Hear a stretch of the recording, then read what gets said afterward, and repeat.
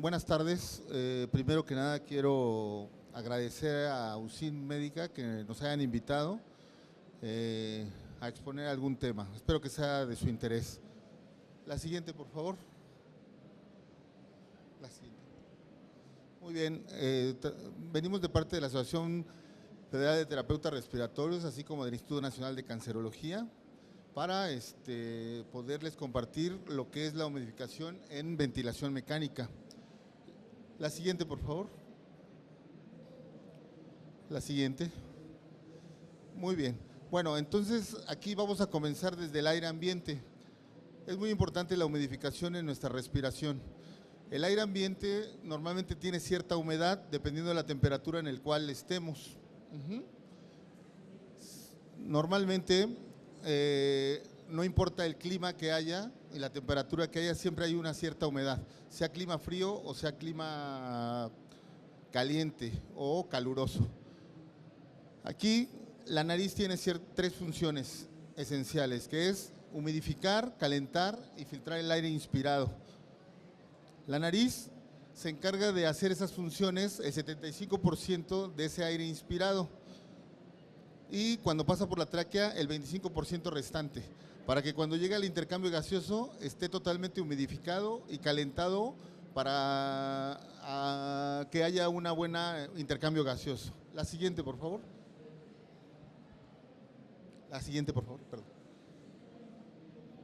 Sí, anatómicamente cuando va llegando a 5 centímetros antes de la carina, a donde se bifurca para la separación de los bronquios primarios derecho e izquierdo, es ahí donde ya llega a su punto máximo de la humedad, ese gas inspirado, ¿sí? Ya está saturado completamente de calor y humedad, que es al 100% de humedad relativa y a 44 miligramos sobre el litro de la humedad absoluta, con una temperatura de 37 grados centígrados para que se haga un buen intercambio gaseoso. La siguiente, por favor. Anatómicamente, pues aquí lo estamos viendo, la cavidad nasal y oral, ingresa el aire inspirado por medio de la anatomía de la nariz, se empieza a calentar, baja hacia la tráquea y en este punto, antes de llegar a la carina, que es la bifurcación de los bronquios, ahí ya está calentado y humedecido el aire que se va a ocupar en el intercambio gaseoso. Se va hacia todas las ramificaciones del pulmón y al momento del intercambio gaseoso en los alvéolos, ahí ya está saturado y calentado óptimamente. La siguiente. Aquí es muy importante, ¿qué es humedad? ¿Qué es nuestro tema a tratar? ¿Sí? Es la medida que indica la cantidad de vapor de agua que se encuentra en el aire inspirado. La siguiente, por favor. ¿Qué beneficios tiene normalmente esa humedad? El epitelio alveolar, el intercambio de gases va a ser ideal, recubierto de agua, la oxigenación va a ser muy adecuada, ¿sí? Y, por ejemplo, la distensibilidad de la vía aérea va a tener una buena compliance. Obviamente que la humedad nos va a ayudar a la movilización del moco que se produce para que cuando el paciente lo quiera sacar, no lo saque con tanto problema. Y la actividad mucociliar, el movimiento mucociliar nos ayuda a sacar ese moco o esas partículas que están en el aire inspirado. Con una buena humedad y una buena temperatura, ese movimiento mucociliar nos va a hacer el trabajo adecuado para poder sacar ese moco. La siguiente, por favor.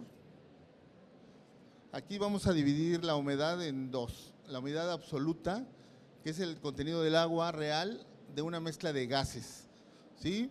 La siguiente. Y la humedad relativa, que es el porcentaje de humedad con el que ese aire inspirado va a llegar al intercambio gaseoso. Aquí vamos a hablar de déficit de humedad, que es la disminución de la humedad por algún aspecto físico. El tema es en ventilación mecánica. Es muy importante este déficit de humedad.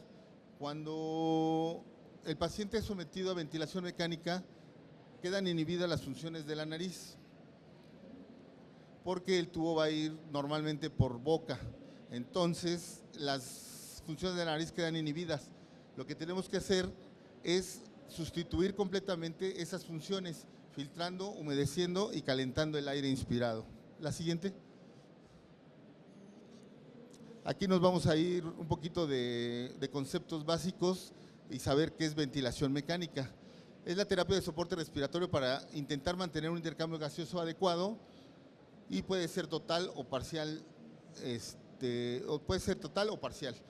Entonces aquí, como les repito, pues totalmente sustituimos la función del aparato respiratorio para que sea manejado por una máquina y, como les repito, eso inhibe completamente las funciones de la nariz. Aquí, como les decía, anula las funciones de la vía aérea superior. Los gases suministrados, oxígeno, aire, etcétera, son secos y fríos, aproximadamente a unos 15 grados y una humedad absoluta de 0.3 miligramos. Durante la ventilación mecánica, los gases inspirados deben ser humidificados sí o sí. Antes no se le daba tanta importancia para poderlos mantener humidificados. Aquí no solamente hablamos de pacientes que son ingresados a la terapia intensiva, sino también los pacientes que están en quirófano, por ejemplo. Hay cirugías, como ustedes sabrán, dependiendo de la patología del paciente, que van desde una hora de estar con ventilación mecánica a ir a, no sé, un día. Y antes en anestesia no tenían ese cuidado de colocar un humidificador extra en el circuito de la máquina de anestesia. Entonces, cuando ese paciente, si duraba mucho su cirugía, pasaba a terapia intensiva, pues ya tenía problemas respiratorios, aunque su problema de base no era respiratorio. Ya comenzaba a tener problemas de movimiento mucociliar, de que el moco estaba deshidratado. Entonces ahora se procura y se cuida que el paciente sometido a ventilación mecánica en una cirugía ya tenga un humidificador externo, ¿sí? La siguiente, por favor. Bueno, aquí tenemos tipos de ventilación, de humidificación en la ventilación mecánica, ¿sí? Aquí nos vamos con dos. La humidificación activa, que es la cascada o de paso de arrastre, o, bueno, aquí tenemos la gráfica en la cual pues tenemos un humidificador que se le da la temperatura adecuada. Ya la tecnología nos ha ayudado a que nosotros adecuemos esa temperatura y esa humedad que le programemos al aparato. Nos va a asemejar tanto, nunca va a ser lo mismo, pero al fin y al cabo se va a acercar completamente a que ese gas inspirado llegue a la mejor temperatura y a la mejor humedad para el intercambio gaseoso. Sí, pues aquí tenemos existen miles de aparatos para sustituir, para hacer la modificación activa. Por ejemplo, este es uno de los más comunes, en los cuales, como les repito, pues ya le programas a la temperatura adecuada.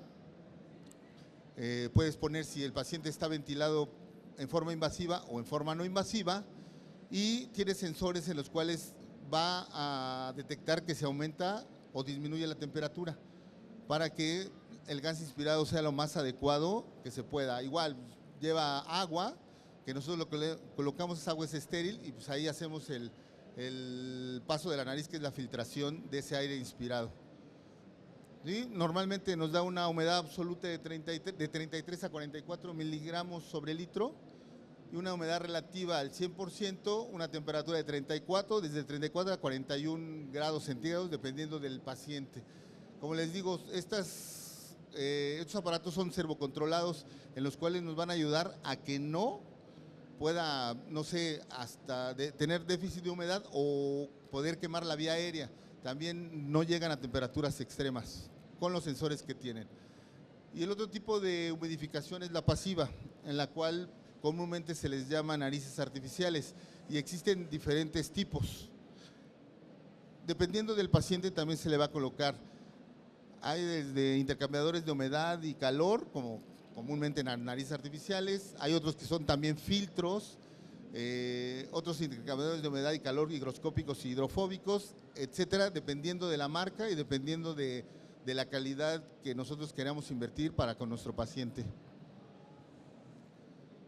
Pues estos equipos, dispositivos, narices artificiales nos va a dar una humedad absoluta de 30 miligramos sobre litro, una humedad relativa al 100% y una temperatura de 34%. Obviamente que la desventaja que pueden tener estos equipos o estos dispositivos es que aquí no le vamos a poder regular la temperatura ni la humedad como en la humedad activa, ¿sí? Entonces va a depender de las marcas, del tipo de humidificador pasivo para que nosotros podamos colocárselo al paciente. Igual, tenemos que ver el tipo de paciente. Ahí existen desde neonatos, estas narices artificiales para neonatos, hasta para adultos, también para traqueostomía, etcétera. Pero sí depende de la calidad y del material que estén hechos estas narices artificiales para que nos dé el mejor resultado para con nuestros pacientes. ¿Sí? Pues el sistema en el cual trabajan estos humidificadores pasivos, pues que al momento de la inspiración entra y al momento de entra se hace el intercambio gaseoso y al momento de la exhalación se va quedando la humedad se va quedando y la va arrastrando. Cuando vuelve a mandar el disparo de la inspiración se lleva esa humedad y por eso logra su objetivo de su humedad relativa al 100%. ¿Sí? Bueno, aquí tenemos a un paciente que tiene la cascada y está ventilado con pues, totalmente está inhibida la cavidad nasal y todo lo hace el ventilador por medio de la cánula. Entonces por eso tenemos que poner siempre el humidificador, el que nosotros queramos, el que sea, pero siempre tiene que llevar un humidificador. Aquí rápidamente pues, las conclusiones. ¿Qué conclusiones nos llevan a hacer esto? Pues resulta que tenemos que poner siempre a un paciente con ventilación mecánica humidificador.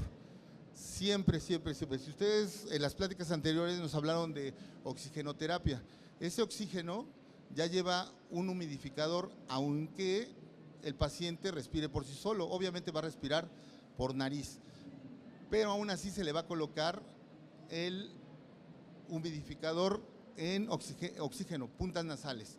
Lo que tenemos que hacer nosotros es que adecuarnos al paciente.